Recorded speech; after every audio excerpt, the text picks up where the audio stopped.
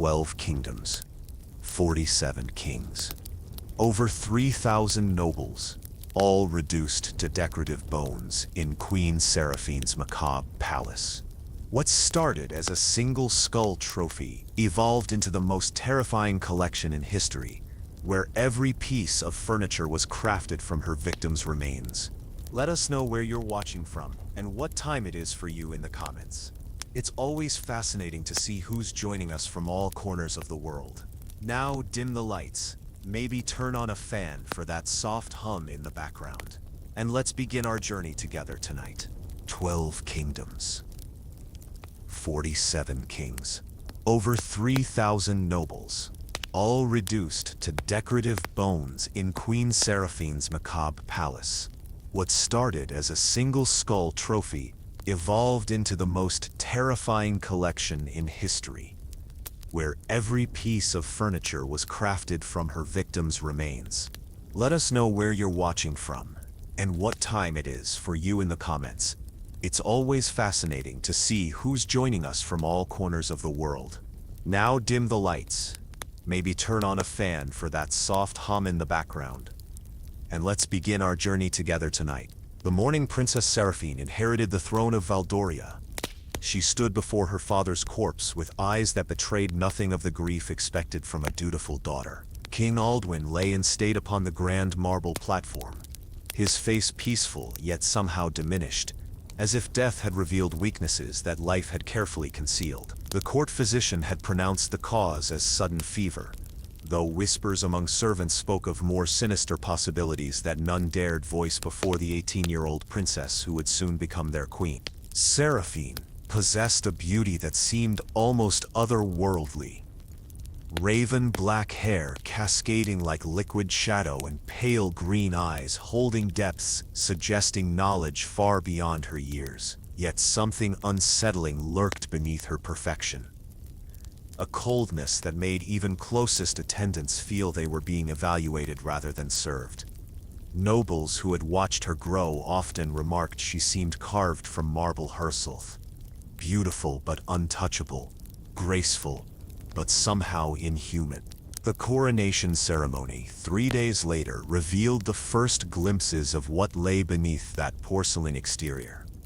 As the ancient crown settled upon her brow, something shifted in Queen Seraphine's demeanor. The coldness that had always lurked beneath her beauty crystallized into something harder, more purposeful. When she turned to face her new subjects, the smile curving her lips was perfect in symmetry, yet somehow predatory in its implication. Among the foreign dignitaries present was King Mordeus of Ravenclaw, a robust man whose kingdom shared Valdoria's eastern border. During the celebration feast, he approached Queen Seraphine with the confidence of someone addressing an inexperienced girl who could be easily influenced.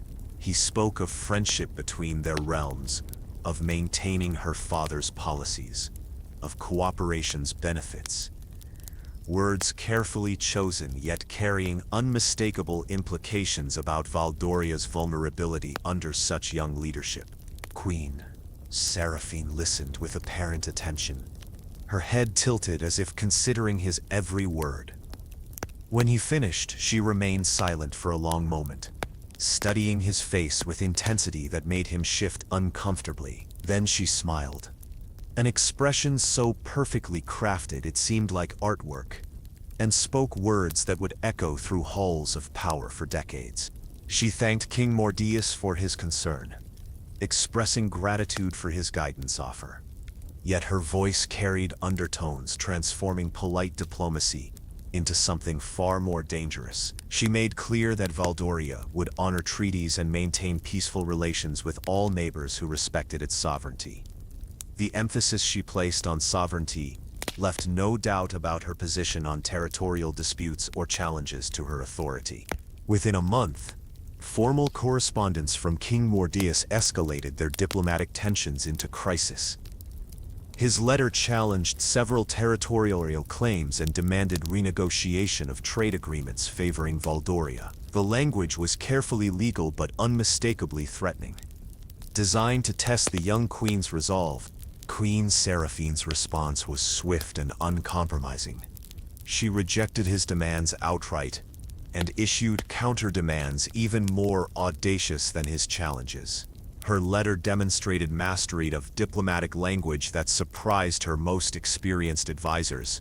Yet beneath formal courtesies lay implications of consequences, both severe and personal, for anyone continuing to challenge her authority. The inevitable declaration of war came on a crisp autumn morning. King Mordius's herald, clearly expecting to deal with a frightened girl, overwhelmed by warfare prospects, delivered the formal document accusing Queen Seraphine of treaty violations. She read it carefully, expression never changing from mild interest, as if reviewing boring inventory rather than threats to her kingdom's existence. Her response was delivered in a voice carrying clearly through the throne room, despite its conversational tone. She expressed regret that King Mordius had chosen a course bringing suffering to both peoples, but made clear Valdoria would defend itself with all resources at its disposal. She dismissed the herald with courtesy, but without diplomatic gestures that might have left room for last-minute negotiation. War preparations began immediately, with Queen Seraphine demonstrating military strategy, grasp that astounded her generals. She had apparently spent years studying warfare, absorbing lessons from historical campaigns and theoretical treatises, with intensity once applied to poetry and music. Her orders were precise and practical, revealing understanding of logistics, tactics, and troop movements seemingly impossible in someone so young. The armies met on the plains of Thornwick, rolling grassland that had witnessed countless battles throughout the region's history. King Mordius commanded personally, confident in superior numbers and his reputation as battlefield leader. Queen Seraphine remained in her command tent throughout battle, but her strategic directions reached every unit through messengers who seemed to anticipate enemy movements with uncanny accuracy. The Battle of Thornwick lasted from dawn until late afternoon, combat's tide shifting across blood-soaked plains. King Mordius fought with skill and courage that made him famous, leading charges and rallying troops with presence from years of battlefield experience. Yet, as day wore on, it became clear his enemy was outmaneuvering him at every turn, countering tactics with moves seemingly planned in advance. The decisive moment came when King Mordius led a final charge against what appeared to be a weakened Valdorian line section. The attack was perfectly executed and should have broken through to threaten Queen Seraphine's command position, but instead triggered a trap carefully prepared throughout the day. Valdorian forces emerged from concealed positions on both flanks, surrounding Ravenclaw cavalry and cutting off retreat. King Mordius found himself isolated with a handful of loyal knights, fighting desperately against overwhelming odds, while his army crumbled around him. He fought magnificently, sword cutting down enemy after enemy even as strength began failing. Yet when the end came, it was not from exhaustion or superior numbers, but from a crossbow bolt taking him in the chest, fired by a Valdorian soldier whose identity would never be discovered. King Mordius's death marked organized resistance's end. Ravenclaw forces surrendering en masse once word of their leader's fate spread. Queen Seraphine emerged from her command tent to survey the battlefield, white dress somehow still pristine despite the day's carnage. She moved through the field with measured steps, examining fallen enemies and allies with the same clinical interest shown during her coronation feast. When she reached where King Mordius had fallen, Queen Seraphine paused, studying the face of the man who had challenged her authority, and paid the ultimate price. There was no triumph in her expression, no joy or relief at surviving her first test as ruler. Instead, something looked almost like satisfaction, as if a particularly difficult problem had been solved through appropriate methods. The aftermath saw Queen Seraphine making decisions establishing patterns for all future conquests. Surviving Ravenclaw soldiers were treated with unexpected mercy, offered choices of returning home or joining Voldorian army under generous terms. Occupied territories were administered with efficiency and fairness, quickly winning over populations expecting harsh treatment. Yet, it was Queen Seraphine's treatment of King Mordius's body that first revealed darker currents flowing beneath apparently rational policies. She ordered the corpse brought to her castle with all appropriate honors, ostensibly for a funeral befitting a fallen enemy who fought with courage. The ceremony was magnificent, with regional representatives attending to pay respects to a widely admired king despite his final misjudgment.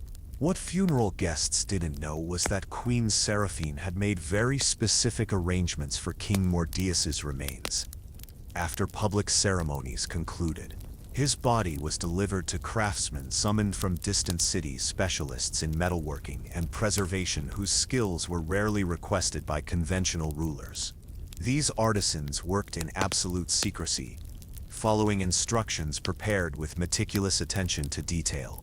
The result was revealed several weeks later, when Queen Seraphine unveiled the first addition to what would become the most notorious collection in recorded history. King Mordius's skull, cleaned and polished to ivory whiteness, had been encased in pure gold framework, transforming it into artwork, as beautiful as it was disturbing. The craftsmanship was exquisite, with delicate engravings telling the battle story where its original owner met his fate. Queen Seraphine had the golden skull mounted on her throne's armrest, positioned to be visible to anyone approaching her seat of power.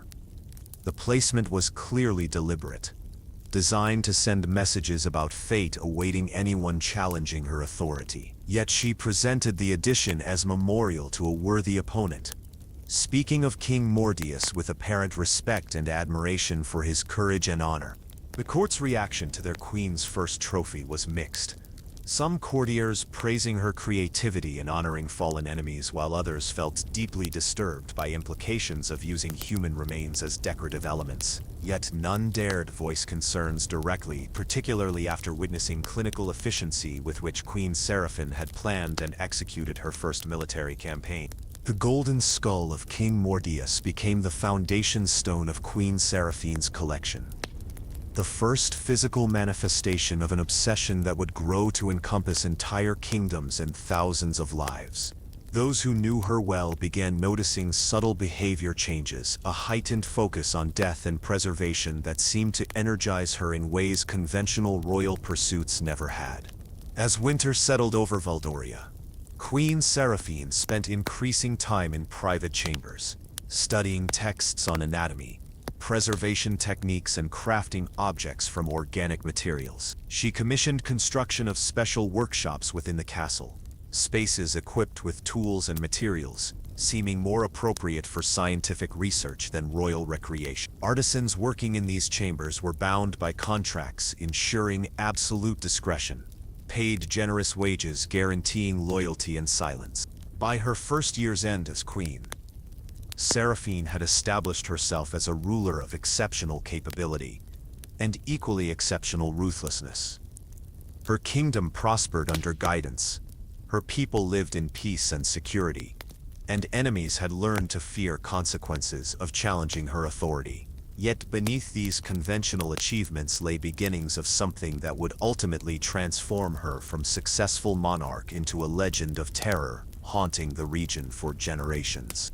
The golden skull of King Mordius gleamed in throne room torchlight, empty sockets seeming to watch court proceedings with eternal vigilance. It was the first of what would become a collection beyond ordinary imagination, each piece representing not just victory but a step deeper into darkness from which there would be no return. Queen Seraphine had claimed her first trophy, and the hunger it awakened would never again be satisfied by conventional conquests or normal displays of royal power.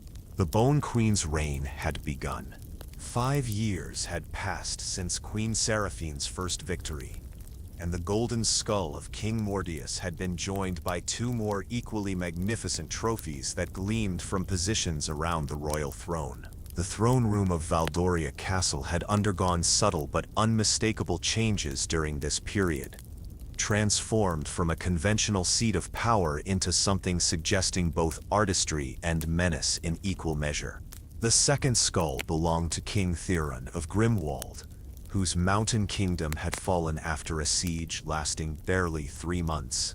Theron had been renowned for his defensive strategies, his fortress considered impregnable by military experts who had studied its design for generations. Yet Queen Seraphine had approached the challenge with the same methodical precision characterizing her first campaign, identifying weaknesses that more experienced commanders had overlooked. The Siege of Grimwald had been a masterpiece of psychological warfare. As much as military engineering, Queen Seraphine had surrounded the fortress with forces seemingly insufficient for direct assault, leading King Theron to believe his enemy was either inexperienced or poorly advised. Instead of attacking walls, her armies had systematically cut off every supply route and communication channel, creating isolation so complete that defenders had no way of knowing what was happening beyond their battlements. As weeks turned to months, uncertainty's strain began affecting the garrison's morale. King Theron had maintained discipline through personality alone, but even his most loyal supporters began questioning the wisdom of prolonging a siege designed more to torment than conquer. The turning point came when several officers approached him with surrender proposals, suggesting their queen's reputation for mercy toward defeated enemies made capitulation preferable to continued resistance. King Theron's response had been characteristically fierce, executing officers who spoke of surrender and redoubling efforts to maintain fortress defenses. Yet harsh measures only accelerated loyalty erosion among remaining supporters, creating internal divisions. Queen Seraphine had been systematically encouraging through carefully placed agents and targeted propaganda campaign. The final assault came not from outside walls but from within, as gates never breached by external enemies were opened by guards convinced that resistance was futile. Queen Seraphine's forces poured through the fortress with minimal casualties, encountering defenders either too demoralized to fight effectively or actively cooperating with their conquerors. King Theron had died fighting in his own throne room, surrounded by the handful of loyalists remaining faithful to the end. His final stand was reported magnificent, a display of courage and skill impressing even enemy soldiers who cut him down. Queen Seraphine had personally examined his body after battle, studying another opponent's face who had underestimated her capabilities and paid the ultimate price. King Theron's skull had been prepared with even greater care than King Mordius's, encased in silver rather than gold, and decorated with intricate engravings depicting scenes from Grimwald's siege. The craftsmanship was exquisite, transforming human remains into undeniable beauty, serving simultaneously as memorial, warning, and artwork. Queen Seraphine had it mounted on her throne's left armrest, creating symmetry with King Mordius's skull, suggesting the beginning of a larger pattern. The third edition came from King Cassius of Redmere, whose kingdom had fallen not through military conquest but through political manipulation and strategic elimination, demonstrating Queen Seraphine's evolving methods. Cassius had been known for diplomatic skills, maintaining his kingdom's independence through complex alliances and treaties, protecting him from aggressive neighbors for decades. Queen Seraphine's approach to Redmere had been entirely different from previous campaigns, focusing on internal subversion rather than external pressure. She had spent months identifying key figures within Cassius's court, offering incentive appealing to individual weaknesses while simultaneously gathering intelligence about the kingdom's political structure and economic vulnerabilities. The campaign against King Cassius had unfolded over nearly 2 years, proceeding through stages so subtle that even the target failed to recognize the systematic assault upon his authority. Key advisors had died in apparent accidents, trade agreements had been mysteriously cancelled by foreign partners, and military commanders had been transferred under circumstances seeming reasonable individually, but creating dangerous gaps in defenses when viewed collectively. By the time King Cassius realized his kingdom was under coordinated attack, Queen Seraphine's agents controlled significant portions of his administration, military, and economic infrastructure. His attempts to rally resistance were hampered by uncertainty about which remaining supporters could be trusted, while efforts to seek outside assistance were blocked by diplomatic initiatives isolating Redmir from traditional allies.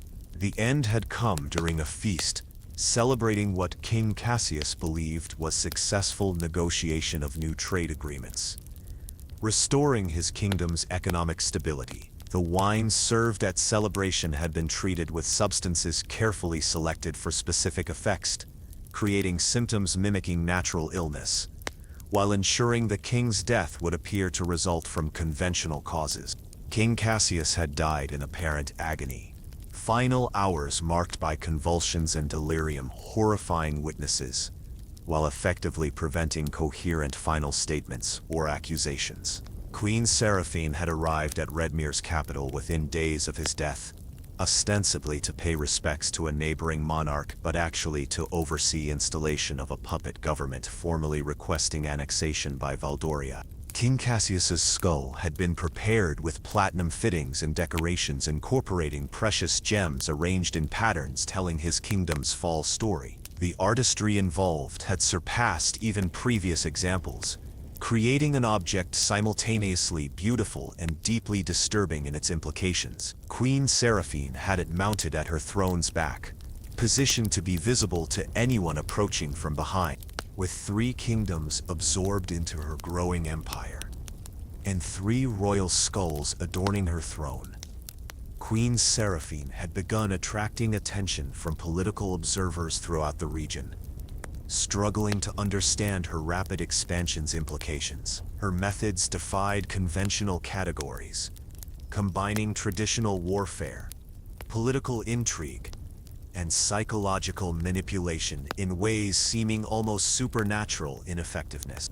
The physical transformation of Valdoria Castle during this period had been as dramatic as political changes occurring throughout the region. Queen Seraphine had commissioned extensive renovations incorporating bone and bone-like materials into virtually every aspect of the structure's decoration and furnishing. Changes were implemented gradually, ensuring visitors became accustomed to each new addition before the next transformation phase was revealed. The Great Hall had been redesigned around a massive table, crafted from what appeared to be ivory, but possessed characteristics suggesting more exotic origins. Chairs surrounding this table had been carved with motifs incorporating skeletal imagery, while walls were decorated with tapestries depicting historical battles in styles emphasizing aftermath, rather than heroic moments typically celebrated in royal art. The corridors connecting different castle sections had been lined with display cases containing what Queen Seraphine described as historical artifacts and archaeological specimens. These collections included weapons, armor, and personal effects supposedly recovered from ancient battlefields, though careful observers might have noticed many items showed signs of recent craftsmanship and deliberate aging. Most disturbing were the private chambers Queen Seraphine had constructed for personal use spaces, known to exist but never seen by anyone outside her most trusted servants. These rooms were rumored to contain workshops where specialized craftsmen practiced techniques forgotten by mainstream society, creating objects whose purposes were subjects of speculation and whispered theories among castle staff. Servants working in these areas were bound by contracts ensuring absolute silence about what they witnessed during duties. They were paid wages, generous enough to secure loyalty, housed in comfortable quarters isolating them from the castle's general population, and provided with privileges making their positions highly desirable, despite their work's unusual nature. Queen Seraphine's personal involvement in creating her collection had become increasingly hands-on during this period, spending hours each day consulting with craftsmen, studying anatomical texts, and experimenting with preservation techniques developed specifically for her projects. Her knowledge of bone structure, metalworking, and decorative arts had evolved to levels impressing even the specialists she employed. The first major feast, held in the newly renovated Great Hall, was organized to celebrate the 5th anniversary of Queen Seraphine's coronation, providing opportunity for subjects and foreign guests to witness the full extent of transformations implemented. The event was planned with meticulous attention to detail, designed to showcase both artistic achievements and political implications of the Queen's evolving aesthetic preferences. The celebration's centerpiece was unveiling new drinking vessels crafted specifically for the occasion. These goblets appeared made from polished bone, fitted with precious metal accents and decorated with intricate carvings depicting scenes from Queen Seraphine's military victories. The craftsmanship was undeniably magnificent, creating objects simultaneously functional and deeply symbolic. Wine served in these goblets had been selected from the finest royal cellar vintages, chosen specifically for colors complementing the evening's aesthetic themes. The deep reds and rich purples created visual effects enhancing the bone goblet's dramatic impact, while beverage quality ensured guests focused on the experience's luxury rather than questioning serving vessel appropriateness. Queen Seraphine presided over the feast wearing a gown incorporating bone-colored silk and ivory accessories, matching the hall's decorative themes. Her crown had been modified to include elements echoing the skulls adorning her throne, creating unified visual statement emphasizing the connection between her personal power and trophies collected from defeated enemies. Guest reactions to the evening's revelations were carefully observed by Queen Seraphine's agents, noting which individuals seemed comfortable with the new aesthetic and which appeared disturbed by its implications. These observations were compiled into reports influencing future political decisions, ensuring potentially problematic individuals could be identified and managed before becoming active threats to the Queen's authority. Among foreign dignitaries present was Ambassador Cornelius from the Kingdom of Astoria, whose realm maintained important trade relationships with several of Valdoria's neighbors. His reaction to the evening's displays was particularly significant, as his reports to his own monarch would influence diplomatic relationships throughout the region and potentially affect Queen Seraphine's future expansion plan's success.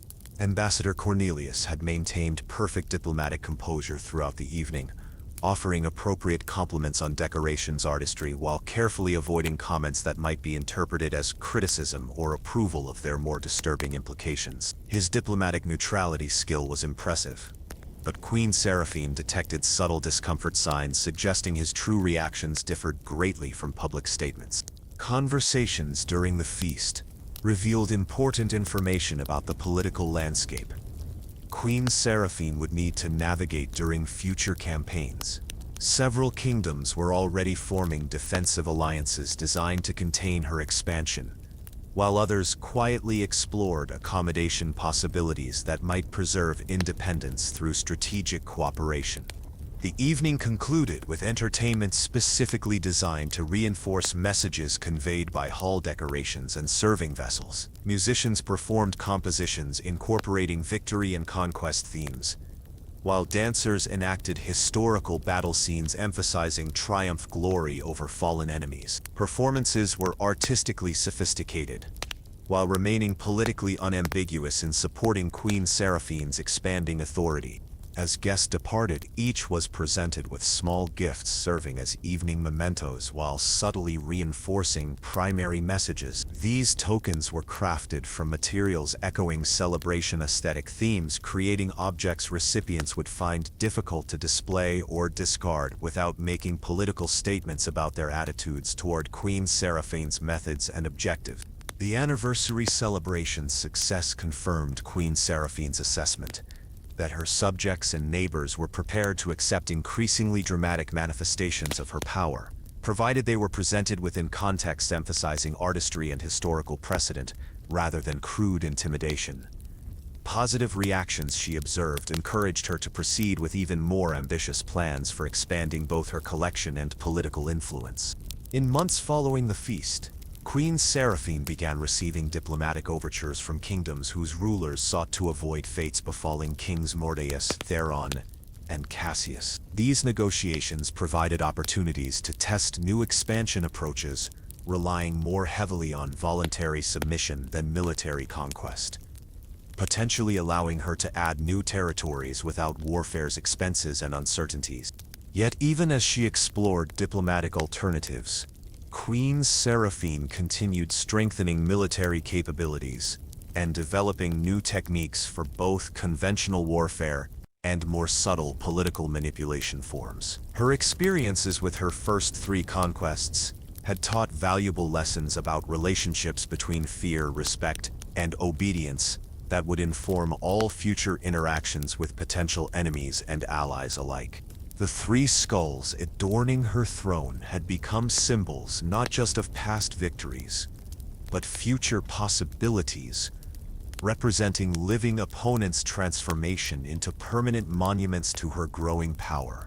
Each had been crafted with techniques improving upon predecessors, suggesting Queen Seraphine's skills in this particular art form continued evolving along with her political and military capabilities. As her reign's second phase drew to a close, Queen Seraphine had established herself as a force that could no longer be dismissed as an inexperienced ruler, achieving temporary success through luck or circumstance. Her methods had proven effective across multiple campaigns and different challenge types, while her collection had begun serving as both inspiration and warning for anyone considering the wisdom of challenging her continued expansion. The Bone Queen's appetite had been awakened by early successes, creating hungers only satisfiable through acquiring additional trophies demonstrating resistance futility to her will. The 3 skulls currently adorning her throne were merely the beginning of what promised to become a collection beyond ordinary imagination, each piece representing not just victory, but a step deeper into darkness from which there would be no return.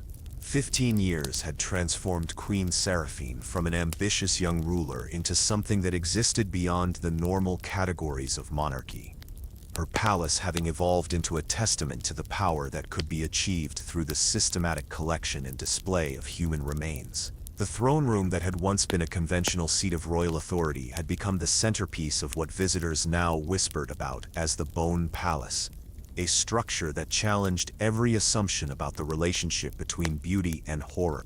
7 kingdoms now flew Valdorian banners, where once they had displayed the emblems of independent realms, their rulers having learned too late that Queen Seraphine's methods of conquest were far more sophisticated and ruthless than anything they had encountered from traditional enemies.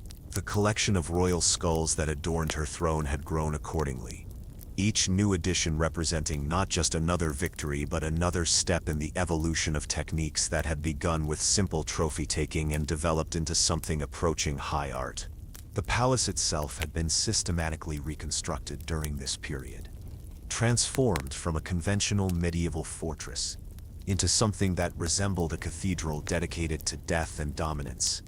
Every corridor, chamber, and public space had been redesigned to incorporate motifs that celebrated the beauty that could be found in human mortality, while simultaneously demonstrating the artistic possibilities that emerged when traditional moral constraints were abandoned in favor of pure aesthetic vision.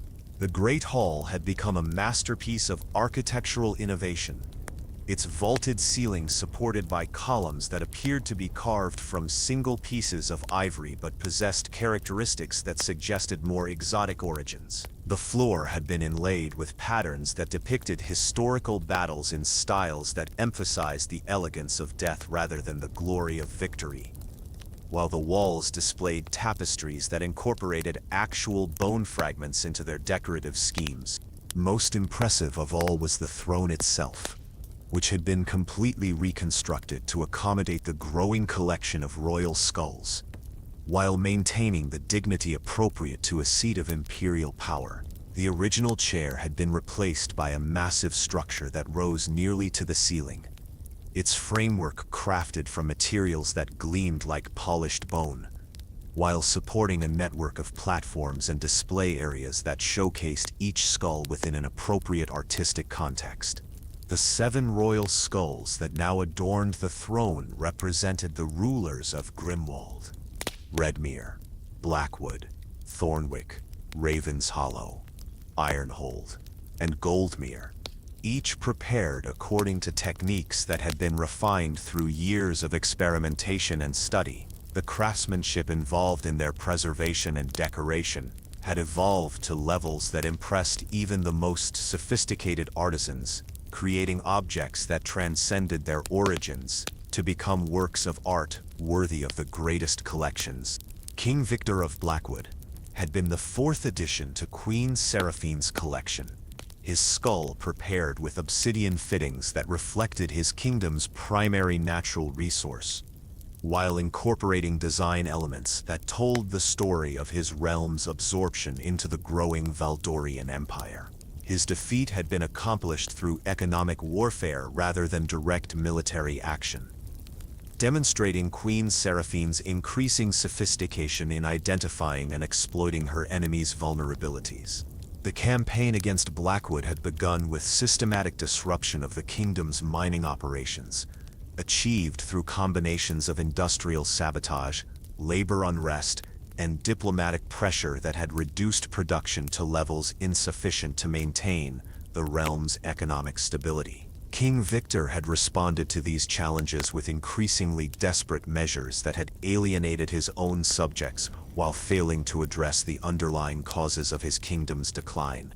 The final phase of Blackwood's conquest had involved a carefully orchestrated popular uprising that had been presented as a spontaneous expression of dissatisfaction with King Victor's leadership, but was actually the culmination of years of planning and preparation by Queen Seraphine's agents. The revolution had proceeded with minimal bloodshed, achieving its objectives through political maneuvering rather than military action, while ensuring that responsibility for the kingdom's transformation could be attributed to internal factors rather than external conquest.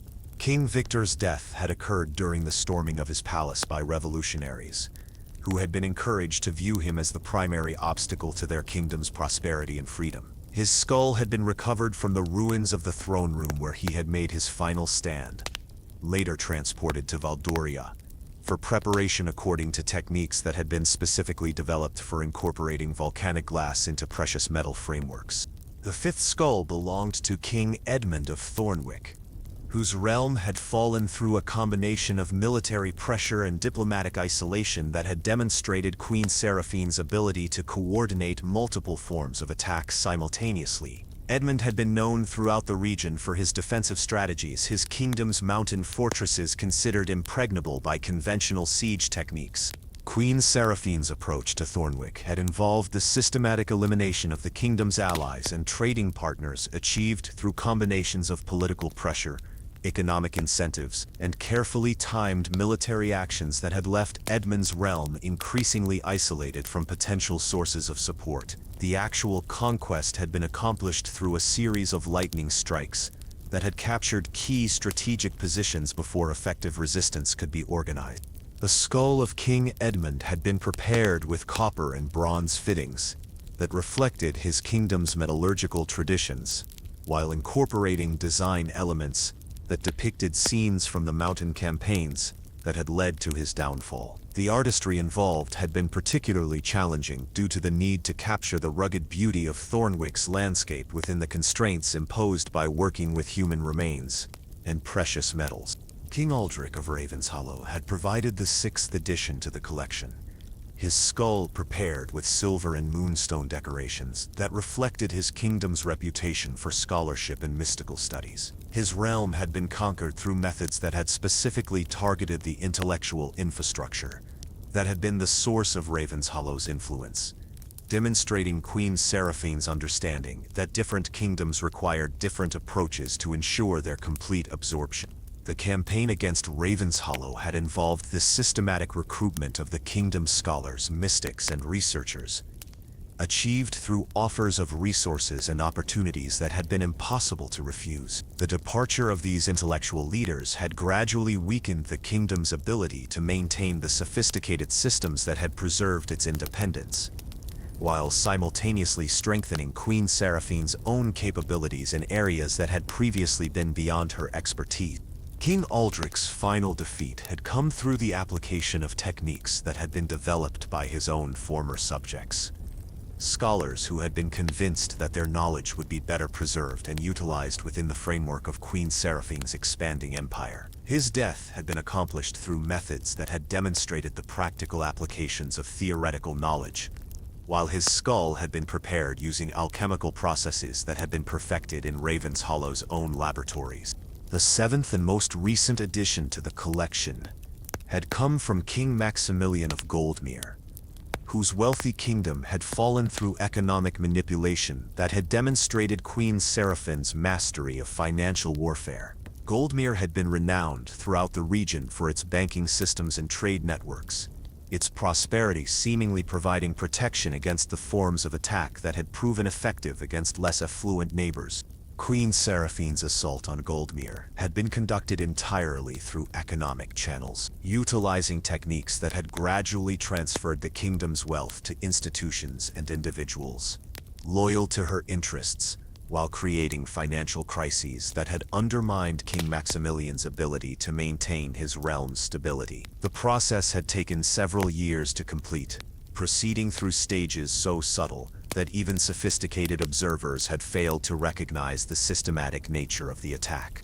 The final collapse of King Maximilian's authority had occurred when runs on his kingdom's banks had created liquidity crises that had cascaded through every aspect of Goldmere's economy. The king's attempts to maintain stability through emergency measures had only accelerated the decline, while his efforts to seek assistance from foreign allies had been blocked by financial obligations that had been carefully structured to prevent exactly such contingencies.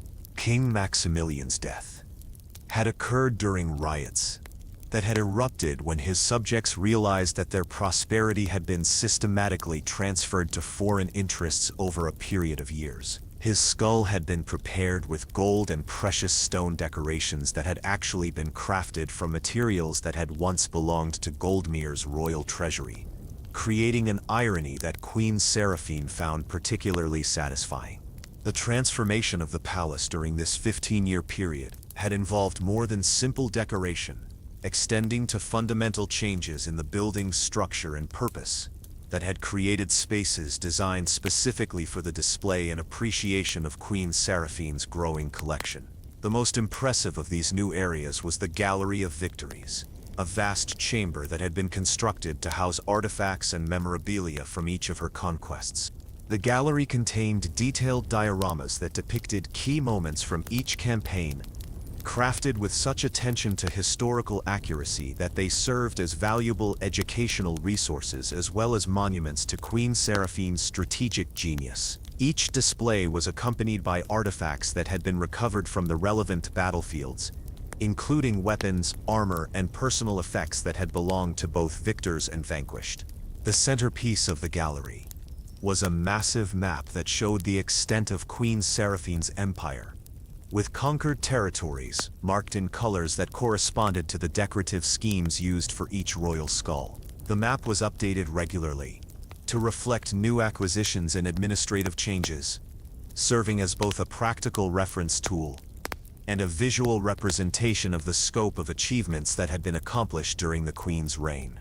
Visitors to the gallery were provided with guided tours that explained the historical context and strategic significance of each conquest, delivered by guides who had been trained to present the information in ways that emphasized the inevitability of Queen Seraphine's victories while subtly discouraging any thoughts of resistance or rebellion. These presentations had become popular educational experiences, attracting scholars and military professionals from throughout the region. The palace's private chambers had undergone even more dramatic transformations, with Queen Seraphine's personal quarters redesigned to accommodate her increasingly sophisticated studies in anatomy, preservation techniques, and the crafting of objects from organic materials. These spaces contained libraries, laboratories, and workshops that rivaled the best facilities available in the region's universities and research institutions. The most restricted area of the palace was Queen Seraphine's private study, a chamber that contained her personal collection of texts on subjects that were considered too dangerous or controversial for public libraries. These books covered topics ranging from ancient burial practices to theoretical treatises on the relationship between physical beauty and spiritual power, providing the intellectual foundation for techniques that had been applied in creating her collection. Queen Seraphine's daily routine during this period had evolved to include several hours of personal involvement in the maintenance and expansion of her collection, activities that had become central to her identity as both ruler and artist. She worked directly with the craftsmen and specialists who prepared new editions, ensuring that each piece met standards that had been established through years of experimentation and refinement. The first major diplomatic crisis of this period had occurred when King Harold of Norwich had attempted to organize a defensive alliance among the remaining independent kingdoms, arguing that Queen Seraphine's expansion posed an existential threat to regional stability. His efforts had been initially successful, attracting support from rulers who had previously maintained neutrality in the conflicts that had consumed their neighbors. Queen Seraphine's response to this challenge had demonstrated the full extent of her political and military evolution, combining conventional diplomatic pressure with psychological warfare techniques that had been specifically designed to exploit the fears and insecurities of her potential enemies. She had publicly welcomed the formation of the alliance, expressing hope that its members would find ways to coexist peacefully with her expanding empire. Privately, however, she had launched a comprehensive campaign designed to undermine the alliance from within, utilizing agents who had been placed in key positions throughout the member kingdoms years earlier. These operatives had worked to create suspicion and distrust among the alliance partners, while simultaneously gathering intelligence that could be used to identify and exploit their individual vulnerabilities. The alliance had begun to fracture within months of its formation, as member kingdoms found themselves facing internal crises that demanded their full attention and resources. These problems had appeared to be unrelated to each other and to Queen Seraphine's activities, but their timing and severity had made coordinated resistance impossible while creating opportunities for individual conquests that had further weakened the remaining opposition. King Harold himself had become increasingly isolated, as his potential allies withdrew from active cooperation, focusing instead on defensive measures that they hoped would protect their own realms from the fate that had befallen their neighbors. His final attempt to rally resistance had taken the form of a personal challenge to Queen Seraphine, demanding that she meet him in single combat to settle their differences through traditional methods. Queen Seraphine had accepted King Harold's challenge with apparent enthusiasm, agreeing to face him in a formal duel that would be conducted according to ancient protocols and witnessed by representatives from throughout the region. The event had been scheduled for the anniversary of her coronation, providing an opportunity to demonstrate her personal courage while showcasing the artistic achievements that had been accomplished during her reign. The duel had taken place in the courtyard of the Bone Palace, surrounded by displays that had been arranged specifically for the occasion. Queen Seraphine had fought with weapons that had been crafted from materials taken from her collection, their handles inlaid with fragments of bone that had been selected for their historical significance and aesthetic properties. King Harold had fought with magnificent courage and skill, demonstrating the martial abilities that had made him famous throughout the region. Yet he had been facing an opponent who had spent years studying not just combat techniques, but the psychological factors that determined victory and defeat in personal conflict. Queen Seraphine had approached the duel as she did all her challenges, with meticulous preparation and absolute confidence in her ability to achieve her objectives. The decisive moment had come when King Harold had achieved what appeared to be a significant advantage, pressing an attack that should have ended the contest in his favor. Instead, he had found himself victim of a trap that had been prepared throughout the entire fight, his aggressive move exposing him to a counterattack that had been planned from the beginning of their engagement. King Harold's death had been swift and clean, accomplished with techniques that had demonstrated Queen Seraphine's mastery of combat arts, while maintaining the dignity appropriate to such a formal occasion. His skull had been prepared with materials that had been selected to honor his courage and skill, incorporating design elements that celebrated the nobility he had shown even in defeat. The addition of King Harold's skull to the collection had marked the completion of the throne's reconstruction, creating a display that represented the culmination of 15 years of conquest and artistic development. The 7 royal skulls that now adorned the structure told the story of an empire that had been built through the systematic application of intelligence, ruthlessness, and aesthetic vision. The palace had become a destination for visitors from throughout the known world, attracting scholars, artists, and political observers who came to study the achievements that had been accomplished during Queen Seraphine's reign. These guests were welcomed with hospitality that was both generous and subtly intimidating, ensuring that they left with clear understanding of both the benefits of cooperation and the consequences of opposition. Queen Seraphine had achieved a level of power and influence that exceeded anything that had been imagined when she first claimed her father's throne, transforming herself from a young woman of exceptional beauty and intelligence into a force that had reshaped the political landscape of an entire region. Yet her achievements during this period represented only the midpoint of ambitions that extended far beyond the conquest of neighboring kingdoms.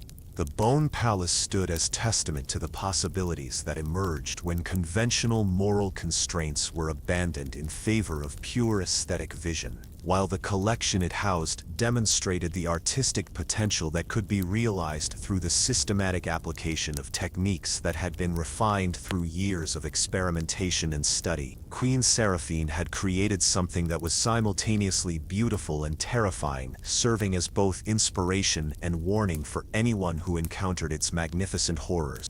As the third phase of her reign drew to a close, Queen Seraphine had established herself as a ruler whose methods and achievements defied every conventional category of political analysis. She had proven that power could be both absolute and artistic, that conquest could serve aesthetic as well as strategic objectives, and that the systematic collection of human remains could be transformed into something that approached spiritual significance.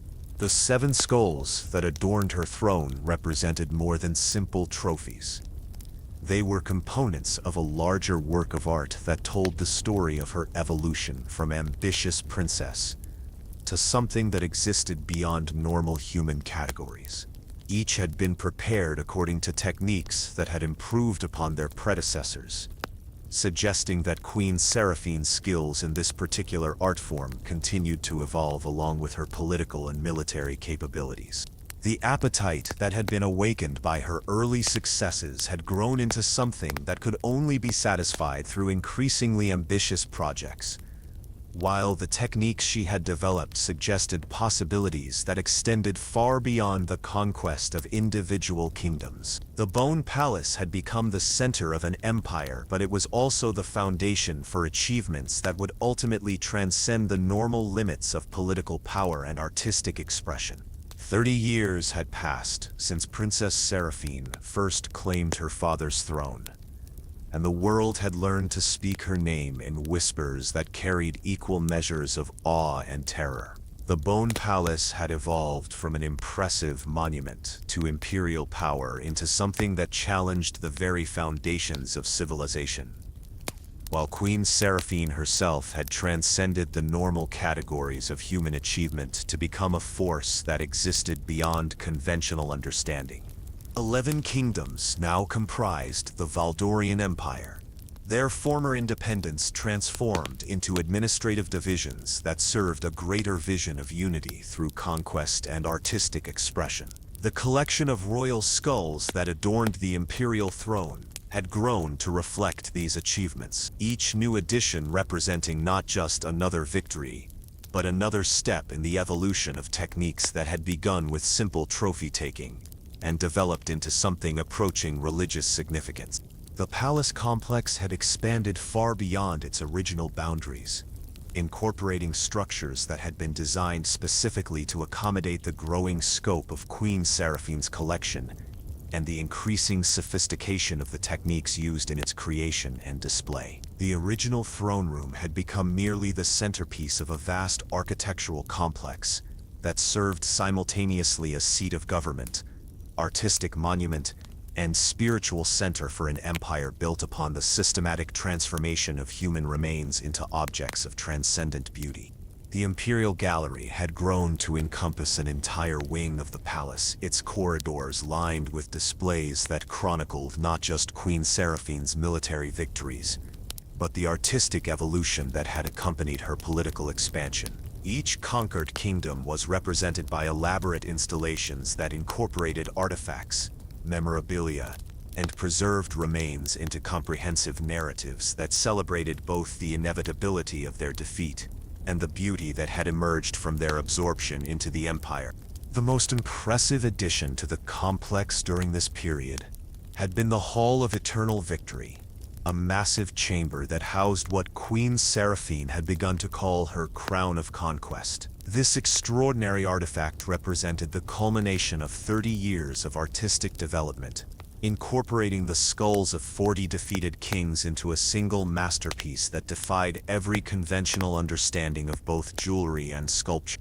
The Crown of Conquest had required nearly 5 years to complete, its creation involving craftsmen and artists from throughout the empire who had been selected for their expertise in metalworking, gem cutting, and the specialized techniques that had been developed for incorporating human remains into decorative objects. The result was a creation that seemed to exist beyond the normal boundaries between art and artifact, its beauty so transcendent that viewers often found themselves unable to look away despite the disturbing nature of its materials. Each of the 40 royal skulls incorporated into the crown had been prepared according to methods that had been refined through decades of experimentation. Their bone structures preserved and enhanced with precious metals and gems that had been selected to reflect the unique characteristics of their original owners. The overall design created visual narratives that told the stories of their defeats, while simultaneously celebrating the artistic vision that had transformed death into something approaching immortality. The weight of the Crown of Conquest made it impossible for Queen Seraphine to wear during normal court functions, requiring the construction of specialized display mechanisms that allowed it to be exhibited in ways that maximized its visual impact while preserving its structural integrity. The crown had become the centerpiece of state ceremonies, its presence transforming routine governmental activities into experiences that bordered on religious revelation. The creation of the Crown of Conquest had coincided with the most ambitious military campaign of Queen Seraphine's reign. Her systematic assault on the Northern Alliance that had represented the last significant resistance to her imperial expansion. This confederation of 5 kingdoms had been organized by Emperor Maximus Aurelius, whose realm of Drakmor had served as the anchor for a defensive strategy that had initially appeared capable of containing Valdorian expansion. Emperor Maximus had been renowned throughout the continent for his military genius and diplomatic skill, his empire representing a level of organization and sophistication that had previously been considered immune to the forms of attack that had proven effective against smaller, less developed kingdoms. His alliance with Kings Robert of Irongate, William of Stormhaven, Alexander of Whitecrest, and Charles of Deepwood had created a combined force that significantly outnumbered Queen Seraphine's armies, while possessing defensive capabilities that seemed to guarantee their ability to resist indefinite siege.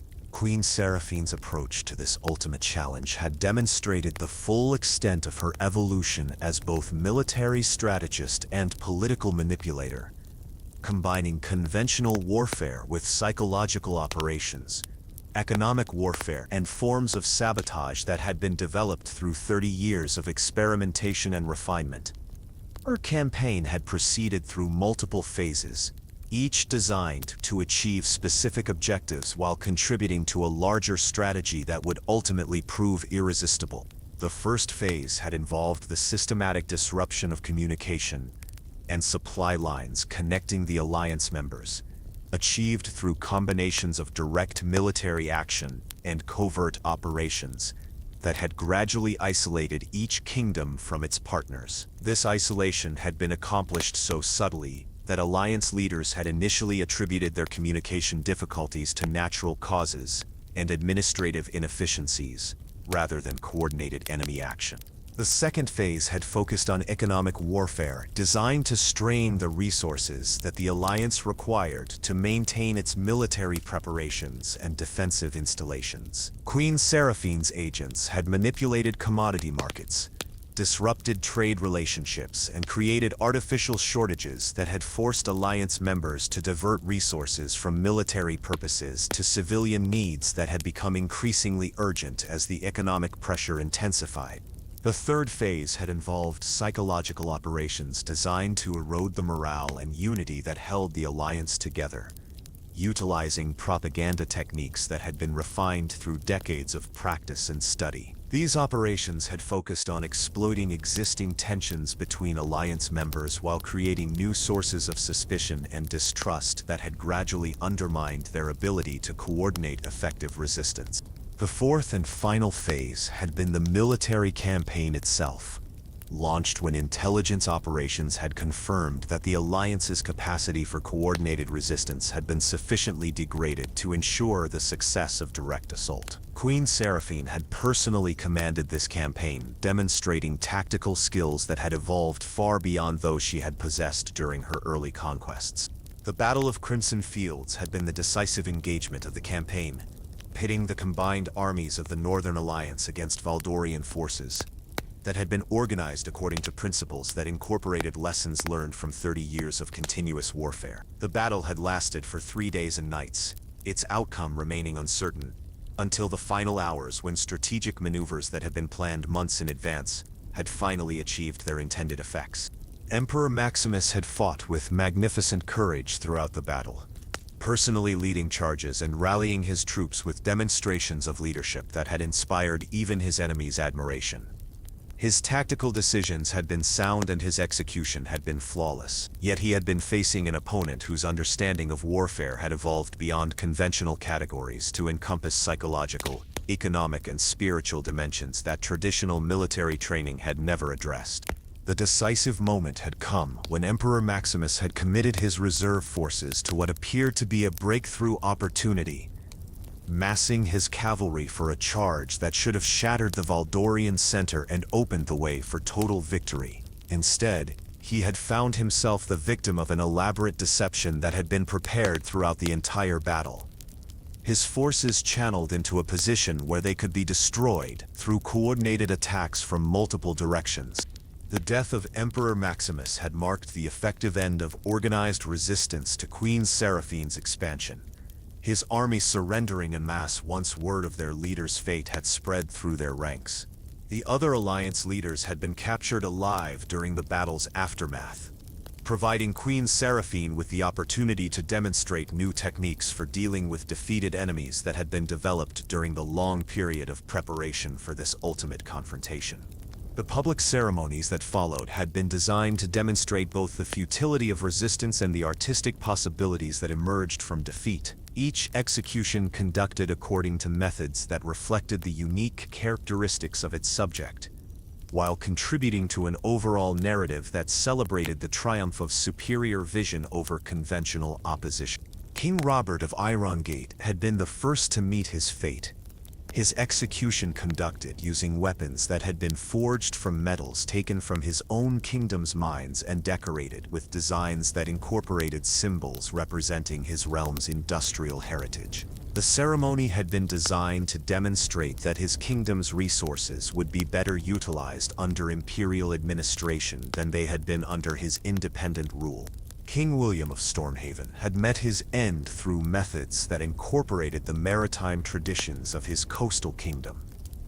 The ceremony, designed to represent the absorption of his realm's naval capabilities into the larger framework of imperial unity. His skull had been prepared using techniques that incorporated pearls and marine minerals that reflected his kingdom's oceanic geography and seafaring culture. King Alexander of Whitecrest had faced his final moments through procedures that reflected his mountain kingdom's harsh climate. The ceremony, designed to demonstrate the scientific knowledge that Queen Seraphine's court had accumulated regarding the effects of extreme conditions on human physiology. His skull had been prepared with crystal and mineral decorations that had been designed to capture the austere beauty of his kingdom's alpine landscapes. King Charles of Deepwood had experienced his conclusion through methods that incorporated botanical elements native to his forest kingdom. the ceremony designed to demonstrate the complete understanding that imperial scholars had achieved regarding the natural resources of conquered territories. His skull had been prepared using wood and amber elements that had been arranged to suggest the organic complexity of woodland ecosystems. The skull of Emperor Maximus had been prepared with the greatest care and artistic attention, its decorations incorporating materials that had been selected from throughout the conquered territories to create a synthesis that represented the unity that had been achieved through imperial expansion. Gold, silver, platinum, and precious gems had been combined with organic elements to create an object that served as both memorial to a worthy opponent and symbol of the empire's cultural sophistication. The completion of the Crown of Conquest had coincided with celebrations that had been organized to mark the 30th anniversary of Queen Seraphine's coronation, providing an opportunity to showcase the achievements that had been accomplished during her reign while demonstrating the artistic possibilities that emerged when conventional moral constraints were abandoned in favor of pure aesthetic vision. The anniversary celebrations had attracted visitors from throughout the known world, including representatives from distant kingdoms that had previously maintained no contact with the Valdorian Empire. These guests had been welcomed with hospitality that had been both generous and subtly educational, ensuring that they departed with clear understanding of the benefits that cooperation could provide and the consequences that resistance would entail.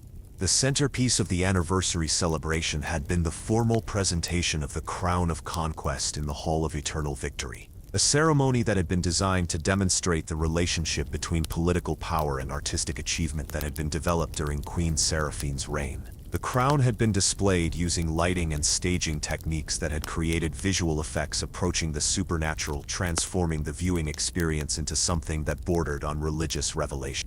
Queen Seraphine herself had appeared at the ceremony wearing robes that had been designed to complement the crown's aesthetic themes, while emphasizing her own evolution from conventional monarch to something that existed beyond normal human categories. Her beauty had been enhanced through techniques that incorporated cosmetic elements derived from her collection, creating an appearance that seemed to exist at the intersection between life and art.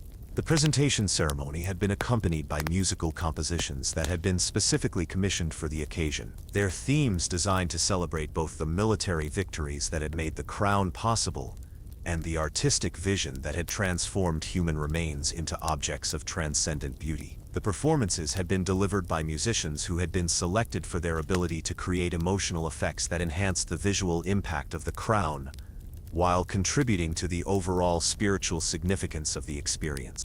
The international reaction to the anniversary celebrations had confirmed Queen Seraphine's assessment that her methods and achievements had transcended regional significance to become subjects of global interest and concern. Diplomatic correspondence from distant kingdoms had revealed mixtures of fascination and terror that suggested her influence extended far beyond the boundaries of her direct political control.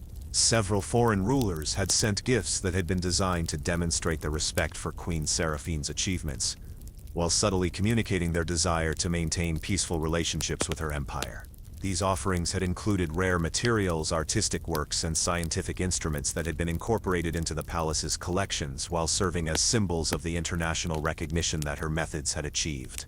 The success of the anniversary celebrations had encouraged Queen Seraphine to begin planning even more ambitious projects that would extend her artistic vision beyond the conquest of individual kingdoms to encompass possibilities that had never been attempted by any previous ruler. These plans had involved the systematic transformation of entire populations into components of artistic installations that would serve as permanent monuments to the empire's cultural achievements. The administrative systems that had been developed to govern the 11 conquered kingdoms had evolved to incorporate principles that reflected the relationship between political control and artistic expression that had become central to Queen Seraphine's vision of imperial unity. Local governors had been selected for their ability to identify and develop the aesthetic potential of their territories while maintaining the efficiency and loyalty that effective administration required. Educational programs had been established throughout the empire to ensure that future generations would understand and appreciate the artistic principles that had guided Queen Seraphine's reign creating curricula that combine traditional subjects with specialized instruction in anatomy, preservation techniques, and the crafting of objects from organic materials. These programs had produced graduates who possessed skills that had previously been available only to the specialists employed in the palace's workshops and laboratories. Religious institutions throughout the empire had been gradually modified to incorporate elements that celebrated Queen Seraphine's achievements, while maintaining the forms of traditional worship that provided comfort and stability to the general population. These changes had been implemented so gradually that most worshippers had failed to recognize the systematic nature of the transformation, accepting new rituals and symbols as natural developments rather than imposed innovation. The economic systems that supported the empire had been redesigned to prioritize the production and distribution of materials required for Queen Seraphine's artistic projects, creating markets for goods and services that had previously possessed limited commercial value. These modifications had generated prosperity for skilled craftsmen and specialized suppliers, while ensuring that the resources required for future expansion would remain readily available. As the fourth phase of her reign approached its climax, Queen Seraphine had achieved a level of power and influence that exceeded anything that had been imagined by previous rulers, transforming herself from an ambitious young woman into a force that had reshaped not just the political landscape but the fundamental relationship between power, art, and human mortality. Her empire represented more than simple conquest. It was a demonstration of possibilities that emerged when genius was liberated from conventional moral constraints. The crown of conquest stood as testament to achievements that transcended normal categories of artistic or political success. Its 40 royal skulls representing the transformation of defeat into eternal beauty through the application of techniques that had been refined through decades of experimentation and study. Queen Seraphine had proven that death could be transformed into something approaching immortality through the systematic application of aesthetic vision and technical expertise. Yet even these unprecedented achievements represented only the foundation for ambitions that extended far beyond anything that had been attempted during the first 30 years of her reign. The techniques she had developed and the resources she had accumulated suggested possibilities that would ultimately challenge every assumption about the relationship between individual power and historical significance, while the empire she had created provided the platform for projects that would transform her from legendary ruler into something approaching divine status. The Bone Queen had achieved absolute mastery over 11 kingdoms and 40 royal adversaries, transforming their defeat into components of an artistic vision that served as both monument to her genius and warning to any who might consider challenging her authority. The crown of conquest represented the culmination of 3 decades of systematic conquest and artistic development. Yet it was also the foundation for achievements that would extend her influence far beyond the normal limits of political power into realms that bordered on the supernatural. 40 years had transformed the world beyond recognition, and at the center of this transformation stood Queen Seraphine, no longer merely a mortal ruler but something that existed beyond the normal boundaries of human achievement and divine aspiration. The Valdorian Empire now encompassed 12 kingdoms, 47 royal skulls, and over 3,000 noble remains that had been incorporated into the most magnificent artistic collection in recorded history, while the Bone Palace had evolved into a structure that challenged every assumption about the relationship between power, beauty, and human mortality. The final conquest had been accomplished not through military campaign or political manipulation, but through the voluntary submission of Emperor Constantine VII of the Eastern Reaches, whose vast realm had chosen absorption into Queen Seraphine's empire rather than face the inevitable consequences of resistance. Constantine's decision had been influenced by decades of observation, during which he had witnessed the fate of every ruler who had challenged the Bone Queen's expansion, and concluded that cooperation offered the only path to preserving any semblance of his legacy. The ceremony of submission had been conducted in the Hall of Eternal Victory, with Emperor Constantine formally presenting his crown to Queen Seraphine, while surrounded by the artistic monuments that chronicled 4 decades of imperial expansion. His skull, The 47th to be added to her collection had been prepared with unprecedented artistry, incorporating materials and techniques that represented the culmination of everything that had been learned during the Empire's development. The Crown of Final Victory, as it had been renamed following this ultimate acquisition, now represented the complete subjugation of all organized resistance to Queen Seraphine's authority. Its 47 royal skulls telling the story of an empire that had been built through the systematic application of genius, ruthlessness, and aesthetic vision that transcended normal human capabilities. The weight of the crown had grown beyond anything that mortal strength could support, requiring elaborate mechanical systems to display it during the great ceremonies that marked significant moments in the Empire's calendar. The palace complex had expanded to encompass an entire city, its boundaries extending far beyond the original fortress, to incorporate structures that served the administrative, cultural, and spiritual needs of an empire that spanned continents. The centerpiece of this vast complex was the Cathedral of Bones, a magnificent structure that had been constructed entirely from materials derived from Queen Seraphine's collection. Its soaring spires and intricate facades creating architectural poetry from the systematic transformation of human remains. The cathedral's interior contained the Throne of Eternity, a masterpiece that incorporated not just the 47 royal skulls, but thousands of additional remains that had been arranged to create a seating area that seemed to exist at the intersection between earthly power and divine authority. The throne's design had required decades to perfect, its complex geometry creating visual effects that made viewers question the boundaries between life and death, beauty and horror, mortal achievement and eternal significance. The 3,000 noble skulls that surrounded the throne had been arranged in patterns that told the complete story of the Empire's development, their positions calculated to create narrative flows that guided observers through the historical sequence of conquests, while simultaneously demonstrating the artistic principles that had transformed political victory into transcendent aesthetic achievement. Each skull had been prepared according to techniques that had been refined through 40 years of experimentation, their decorations incorporating materials and methods that had been developed specifically for this ultimate installation.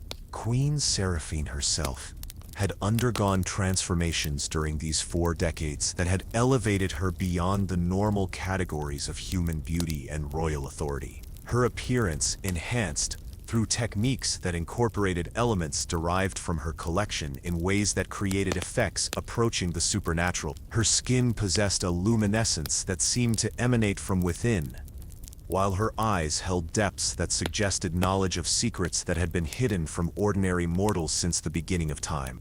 The preservation techniques that had been developed for her collection had been adapted for application to living subjects, allowing Queen Seraphine to maintain the physical perfection that had been her greatest asset, while simultaneously enhancing it through methods that bordered on alchemical transformation. Her beauty had become so transcendent that observers often found themselves unable to look directly at her, while her presence created atmospheric effects that suggested the boundary between physical and spiritual reality had become permeable in her vicinity.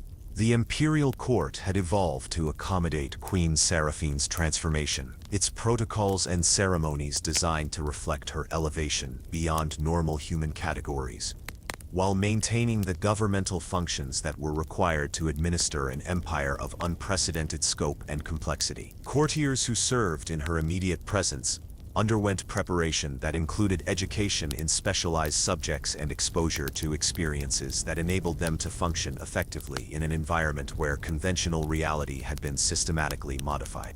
The daily routine of imperial governance had been integrated with the maintenance and expansion of Queen Seraphine's collection, creating administrative systems that served both practical and aesthetic objectives, while ensuring that every aspect of the empire's operations contributed to the larger artistic vision that had guided its development. Government officials at every level had been trained to identify and develop the aesthetic potential of their territories, while maintaining the efficiency and loyalty that effective administration required.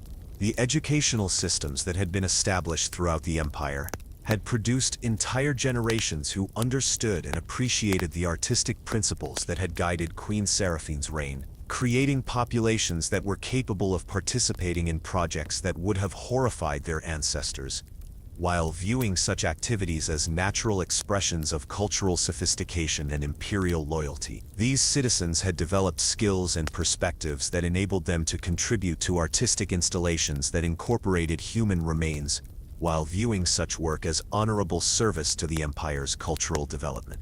Religious institutions throughout the empire had been completely transformed to reflect the spiritual significance of Queen Seraphine's achievements. Their doctrines and practices redesigned to celebrate the artistic vision that had created the empire while maintaining forms that provided comfort and meaning to populations who had been gradually prepared to accept new definitions of sacred and profane. These religious systems had been carefully designed to reinforce imperial loyalty, while providing spiritual frameworks that enabled believers to find meaning and purpose in activities that contributed to the empire's artistic projects.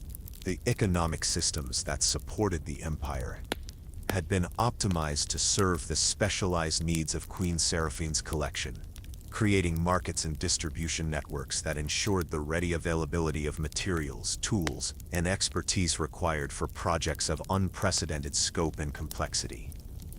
These economic modifications had generated prosperity for populations throughout the empire, while ensuring that resources required for future expansion and artistic development would remain indefinitely available. The international reaction to the completion of Queen Seraphine's empire had been characterized by mixtures of awe, terror, and fascination that reflected the unique nature of her achievements and their implications for the future of human civilization. Diplomatic representatives from distant kingdoms had arrived at the Bone Palace to witness the final ceremonies, their reports describing experiences that challenged their ability to communicate the reality of what they had observed to rulers who had not witnessed Queen Seraphine's transformation firsthand. Several foreign monarchs had sent gifts that were designed to demonstrate their recognition of Queen Seraphine's achievements while communicating their desire to maintain peaceful relationships with an empire that had demonstrated capabilities that transcended normal political and military categories. These offerings had included rare materials, ancient artifacts, and scholarly works that had been incorporated into the palace's collections, while serving as symbols of the international recognition that her methods had achieved. The scientific and artistic communities throughout the known world had begun to study Queen Seraphine's techniques and achievements, attempting to understand the principles that had enabled her to accomplish transformations that seemed to violate natural laws while creating artistic works that challenged every conventional understanding of beauty, mortality, and human potential. These scholarly investigations had produced treatises and theories that had influenced academic discourse while failing to fully explain the mechanisms that had made her achievements possible. The completion of the Cathedral of Bones had been marked by celebrations that had lasted for an entire season, attracting visitors from throughout the empire and beyond, who had come to witness the culmination of 4 decades of artistic development and imperial expansion. These celebrations had incorporated elements of traditional festival, religious ceremony, and artistic performance to create experiences that had demonstrated the complete integration of political power, cultural achievement, and spiritual significance that Queen Seraphine had accomplished. The central ceremony of these celebrations had been Queen Seraphine's formal assumption of the title Immortal Empress, a designation that reflected her transcendence of normal human limitations, while acknowledging the permanent nature of the achievements that had been accomplished during her reign. The ceremony had been conducted in the Cathedral of Bones, surrounded by the artistic monuments that represented the transformation of 47 kingdoms and 3,000 noble lives into components of an aesthetic vision that would endure for eternity.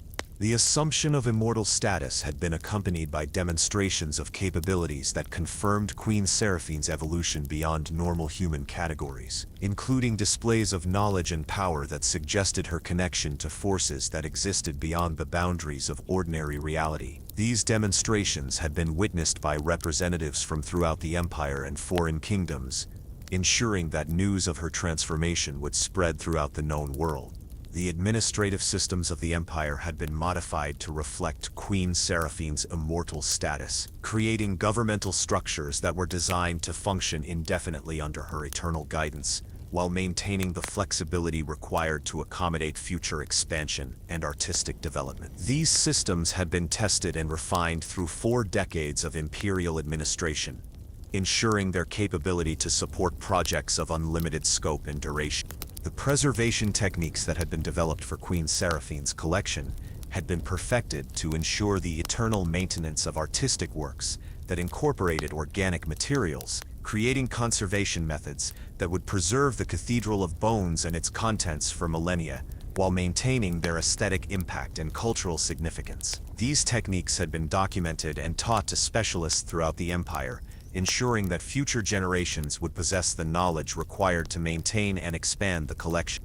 The cultural and spiritual frameworks that had been established throughout the empire had been designed to support indefinite continuation of the artistic and political vision that had guided Queen Seraphine's reign, creating systems of belief and practice that would motivate future generations to contribute to projects that would extend her influence throughout the known world and potentially beyond. These frameworks had been integrated with educational and religious institutions to ensure their transmission and development across generations.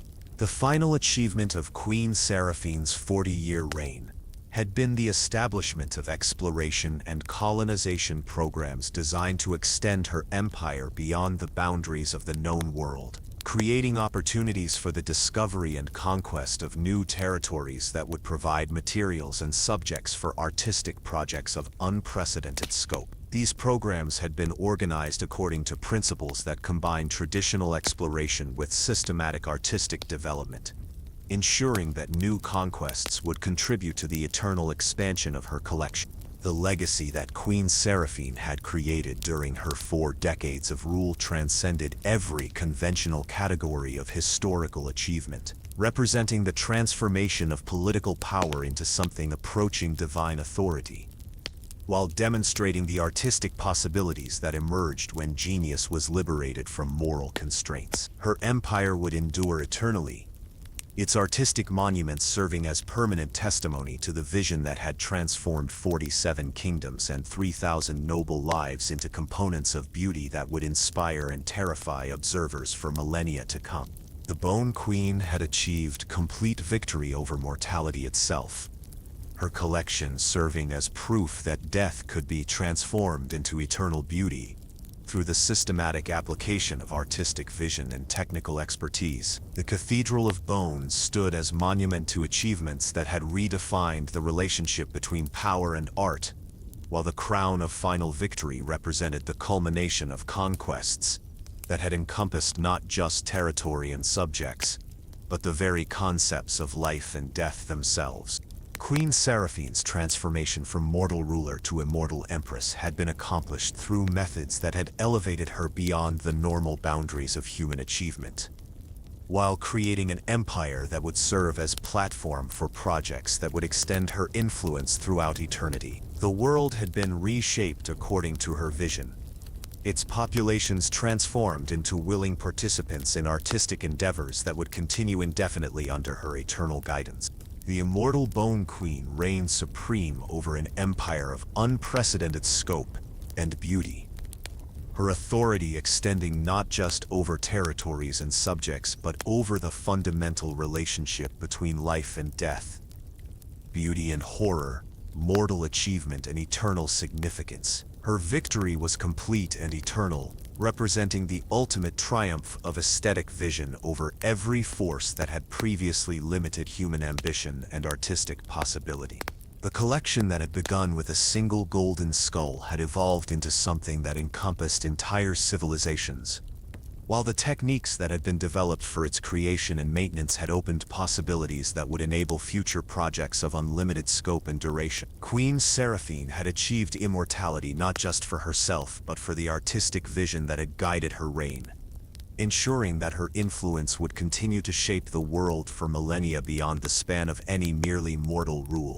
The Bone Palace had become the center of an eternal empire, its spires reaching toward heavens that had been conquered as thoroughly as the earthly kingdoms that provided its foundation. Queen Seraphine had proven that absolute power could be achieved through the systematic application of beauty and terror in equal measure, creating an empire that served simultaneously as artistic masterpiece and political structure, cultural monument and governmental system.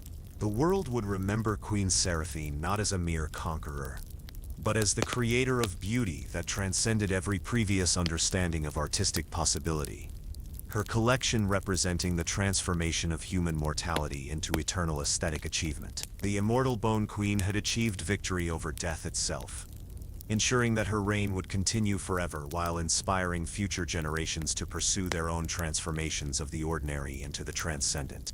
Her empire would endure as long as beauty itself possessed meaning, its artistic monuments serving as eternal testimony to the vision that had transformed the systematic collection of human remains into something approaching divine creation. Queen Seraphine had achieved everything that mortal ambition could envision and then transcended those limitations to create possibilities that would continue to unfold throughout eternity, ensuring that the Bone Queen's reign would never truly end.